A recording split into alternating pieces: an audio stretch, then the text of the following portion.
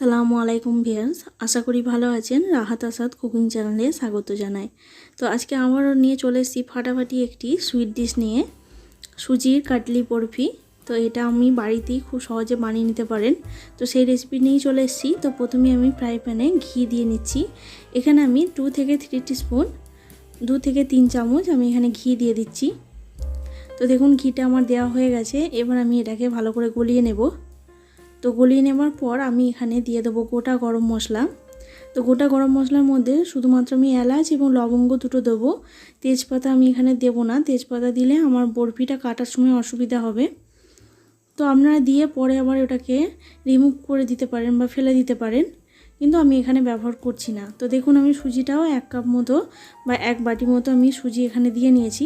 এবার সুজিটাকেও ভালো করে আমি এখানে ভেজে নেব। ভেজে মোটামুটি অল্প একটু হালকা বাদামি হয়ে এলে তখন আমি এতে পানি দিয়ে দেব। তো দেখুন আমার বাদামি হয়ে গেছে সুজিটা নেড়ে চেড়ে। তো এবার আমি পানি দিয়ে দিচ্ছি। পানিটা দেওয়ার পরও কিছুক্ষণ রান্না করে সুজিটাকে আমি সেদ্ধ করে নেব। সুজি রান্না যেমন করে সেভাবেই আমি সুজিটাকে রান্না করে এটাকে সেদ্ধ করে নেব। তো আরও কিছুটা পানি লাগবে। আর আমি দিয়ে দিচ্ছি সামান্য একটু লবণ।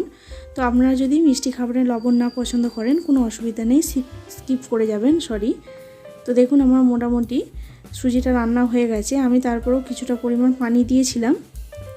পানিটা দিয়ে আমার মোটামুটি সুজিটা সেদ্ধ হয়ে গেছে। এবার আমি দিয়ে দিচ্ছি চিনি। চিনিটা স্বাদ মতো দেবেন, যে যেমন মিষ্টিটা পছন্দ করেন সেই অনুযায়ী চিনিটা দেবেন। তো আমি এখানে যেহেতু 1 বাটি মতো সুজি নিয়েছি, সেখানে আমি এখানে 7 to 8 টেবিল স্পুন এখানে আমি চিনি দিয়েছি। তো আপনারা যেমন মিষ্টি খাবেন সেই অনুযায়ী দেবেন। তো এবার আমি দিয়ে দিচ্ছি ড্রাই ফ্রুট, কাজু কিশমিশ কুচিগুলো আমি এখানে দিয়ে দিলাম। এবার এটাকে আরও কিছুক্ষণ ভালো করে নেড়ে আমি এটাকে শক্ত পুর বানিয়ে নেব। তো অবশ্যই চ্যানেলটিকে ভালো লাগলে চ্যানেলটিকে সাবস্ক্রাইব করবেন। আমার ফেসবুক পেজ থেকে দেখে থাকলে অবশ্যই পেজটিকে ফলো করে দেবেন। প্রায় আমার সুজিটা রেডি হয়ে গেছে। এবার নামানোর আগে আমি আরও 1 চামচ ঘি দিয়ে নিলাম।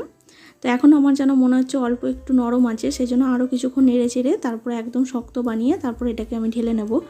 তো যেহেতু একটু কাটলি বরফি বানাবো সেই জন্য এটাকে একটু শক্ত হতে হবে। তো দেখুন আমি হাত দিয়ে চেক করে নিচ্ছি, আপনারাও এইভাবে চেক করে নিতে পারেন। তো এবার একটি পাত্রে বা বাসনে আমি 1 চামচ মতো বা যতটা পরিমাণ সেই অনুযায়ী আমি ঘি দিয়ে দিলাম। এবার আমি রান্না করে রাখা সুজিটা এর মধ্যে ঢেলে দেব। তো দেখুন এইভাবে সুজিটাকে ঢেলে নেবেন, একসঙ্গে হবে না, হয়তো অল্প অল্প করে ঢেলে এটাকে ভালো করে চামচের সাহায্যে এটাকে ছড়িয়ে নেবেন।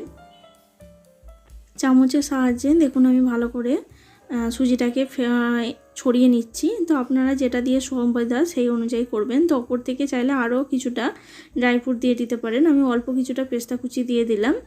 তো এবার আমি এটাকে ঠান্ডা হওয়ার জন্য রেখে দেব। তো আমার ঠান্ডা হওয়া প্রায় কমপ্লিট। যেহেতু ভিডিওটা বড় হয়ে যাচ্ছে বলে আমি স্কিপ করে করে আপনাদের করে দেখাচ্ছি। তো নিশ্চয়ই বুঝতে পারবেন রেসিপিটা আমি কীভাবে বানাচ্ছি।